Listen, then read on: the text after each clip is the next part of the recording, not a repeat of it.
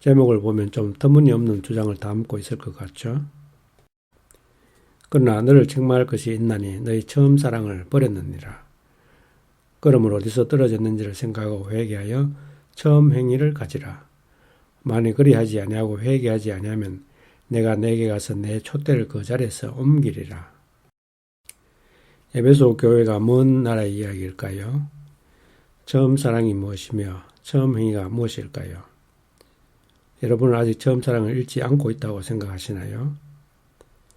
불행하게도 대부분의 현대 교인들이 처음 사랑을 잃은 에베소 교인들이지만 자신이 그러한 에베소 교인임을 전혀 깨닫지 못하고 있는 것 같습니다. 처음 사랑이 무엇일까요? 질문 1. 성경 말씀에 대해서 끝없는 의문과 호기심을 가지고 있습니까? 그리고 그 의문과 호기심을 풀기 위해서 끝없이 하나님께 그 답을 구하고 있습니까?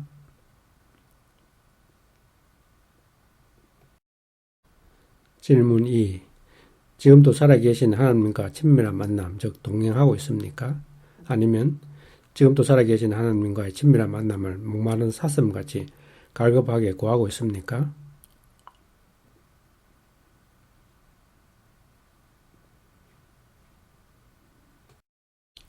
만일 질문 1, 질문 2에 모두 노라면 그 사람은 처음 사랑을 잃은 에베소 교인입니다. 왜 많은 교인들이 처음 사랑을 잃고도 잃은 줄 모르고 있을까요? 많은 교인들이 성경 말씀을 이해해야 복음을 깨달을 수 있다고 생각하고 있으며 여기에 대한 반대 의견을 이단으로 보거나 성경을 전혀 모르기 때문이라고 여기는 듯합니다. 많은 교인들이 성경 말씀에 대한 의문이나 호기심을 성경 말씀에 대한 무지나 믿음이 없기 때문이라고 생각하고 자신의 무지와 믿음 없음을 부끄럽게 여기고 이를 해소하기 위하여 수많은 어거지 합리화, 즉 교리를 받아들이고 있는 것 같습니다. 전제 1. 성경 말씀에 대한 의문이나 호기심이 바로 천국의 문을 여는 열쇠이며 비유인 성경 말씀이 전하고자 하는 복음을 전하는 통로입니다. 전제 2. 성경 말씀에 대한 의문이나 호기심을 해결하는 갈급한 마음이 바로 처음 사랑입니다. 전제 1.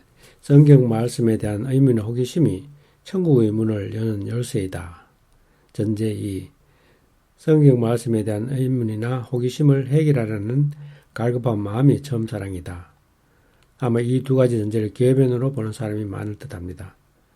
그럴 수도 있겠거니 생각하시고 계속 살펴봐 주시면 감사하겠습니다. 성경 말씀에 대한 의문이나 호기심이 가지는 의미를 살펴보겠습니다. 많은 교인들이 성경 말씀에 대한 의문이나 호기심을 자신보다 성경을 많이 아는 신학자나 목회자들에게서 그 답을 구하고 있습니다.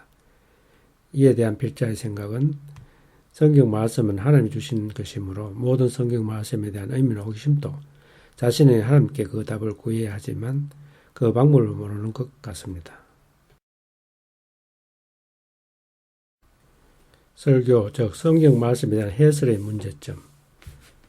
설교는 성경 말씀에 대한 의미나 호기심을 소멸시켜서 자신의 하나님께 그 답을 구하는 행위를 방해합니다. 자신의 하나님께 그 답을 구하는 행위, 그 자체가 바로 묵상, 하나님과 인격적인 만남, 말씀으로 깨어있음입니다. 설교, 즉 성경 말씀에 대한 해설은 설교자 자신뿐만 아니라 그 설교를 듣는 사람들로 하여금 묵상, 즉 자신의 하나님과 인격적인 만남을 방해합니다. 화하실진저 외시간 서기관들과 바리새인들이여 너희는 천국 문을 사람들 앞에서 닫고 너희도 들어가지 않고 들어가려 하는 자도 들어가지 못하게 하는도다. 화하실진저 너희 율법교사여 너희가 지식의 열쇠를 가져가서 너희도 들어가지 않고 또 들어가고자 하는 자도 막았느니라 하시니라. 하나님과 동행하는 삶은 처음 사랑을 잃지 않는다고요? 하나님과의 동행하는 삶이란 무엇일까요? 성령으로 거듭난 사람이 자신의 심중에 계신 성령 하나님과 늘 대화하는 삶인가요? 이 율법책을 내버려 떠나지 말게 하며 주야로 그것을 묵상하여 그 안에 기록된 대로 다 지켜 행하라. 내가 어디로 가든지 내 하나님 여호와가 너와 함께 하느니라. 위의 성경 말씀으로 보면 성경 말씀에 대한 의문과 호기심으로 하나님과 대화하는 것, 즉 성경 말씀 묵상이 하나님과 동행하는 삶임을 알 수가 있습니다.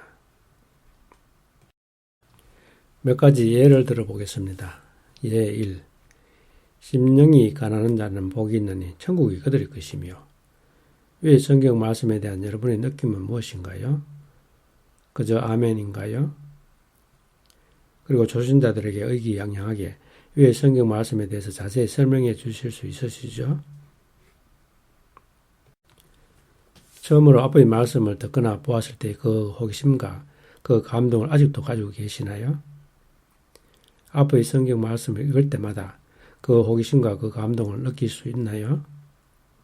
지금 천국의 삶을 살고 계신가요? 만약 모두 예스라면 다행히 에베소 교회는 아닌 것 같으며 이 동영상은 더 이상 살펴볼 가치도 없을 것 같습니다. 만약 노라면 그 이유가 무엇일까요? 그것은 위의 말씀에 대한 의문과 호기심, 즉 처음 사랑이 식어졌기 때문이 아닐까 합니다. 수많은 설교나 자신의 성경 말씀에 대한 지식 때문에 실제로는 위의 말씀에 대해서 아는 것이 아무것도 없는데 잘 알고 있는 말씀으로 착각하고 있기 때문입니다. 자신의 심령이 무엇인지 알고 있나요? 지금 자신의 심령이 가난한가요? 천국이 무엇이며 어디에 있는지 알고 있나요? 지금 천국에서 살고 있나요? 많은 교인들이 아무것도 모르지만 설교나 자신의 지식 때문에 마치 잘 알고 있다는 착각 속에 살고 있으며 이를 두고 처음 사랑을 잃어버린 에베소 교인이라고 하며 성경 말씀에 대한 풍부한 지식 때문에 교만하게 되고 그 성경 말씀으로 남을 판단하거나 정죄를 잘하는 바리새인이 되었습니다. 심령이 가난한 자는 복이 있나니 천국이 그들의 것이며. 위의 말씀을 대할 때마다 심령이 무엇일까? 어떻게 해야 심령이 가난해질까?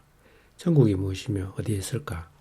어떻게 해야 천국에 들어갈 수 있을까? 하며 자신의 하나님께 절박한 심정으로 구하고 있습니까? 이것이 바로 묵상, 기도, 깨어있음, 하나님과 인격적인 만남입니다. 예 2. 밤 사경에 예수께서 바다 위로 걸어서 제자들에게 오시니 제자들이 그가 바다 위에 걸어오심을 보고 놀라 유령이라 하며 무서워하여 소리 지르거늘. 위의 성경 말씀에 대한 여러분의 느낌은 무엇인가요? 예수님은 하나님의 아들이니 하나님의 권능으로 바다 위로 걸어오셨다. 제자들은 그것을 몰랐기 때문에 유령 보듯이 무서워했다라며 초신자들에게 자신있게 설명하겠죠. 처음으로 아버지의 말씀을 듣거나 보았을 때 그 호기심과 그 감동을 아직도 가지고 계시나요? 아버지의 말씀을 읽을 때마다 그 호기심과 그 감동을 느끼시나요? 만일 모두 예스라면 다행히 에베소 교회는 아닌 것 같으며 이 동영상은 더 이상 살펴볼 가치가 없을 것 같습니다. 만약 노라면 그 이유가 무엇일까요? 잘 알고 있는 말씀인데 그러한 의문과 호기심을 더 이상 가질 필요가 없다라고요? 예수님 바다에 빠지지 않는 원리는 무엇일까요? 지금 예수님이나 그러한 권능을 주신 하나님과 인격적인 만남을 구하고 있나요? 전능하신 하나님께 자신의 모든 문제를 의뢰하고 있나요? 자기도 베드로같이 바다 위를 걸어보고 싶지 않으신가요? 나라면 저 상황에서 얼마나 놀랐을까? 베드로 같은 요구를 할 수 있었을까? 베드로가 어떤 의심을 하였을까? 비유인 성경 말씀은 그 말씀의 뜻을 이해한다고 복음을 깨닫게 되는 것이 아니고 그 말씀에 대한 의문과 호기심을 불러일으키고 그 의문과 호기심으로 하나님과 인격적으로 만나게 하여 복음을 깨닫게 합니다. 성경 큐티하듯이 성경 말씀의 뜻을 이해하여 그 의문과 호기심을 해소하려 할 것이 아니라 그 반대로 의문과 호기심을 더더욱 키워나가야 하며 그러한 의문과 호기심으로 하나님과 인격적인 만남을 구해야 합니다. 너희가 내게 부르짖으면 내게 와서 기도하면 내가 너희들의 기도를 들을 것이요 너희가 온 마음으로 나를 구하면 나를 찾을 것이요 나를 만나리라.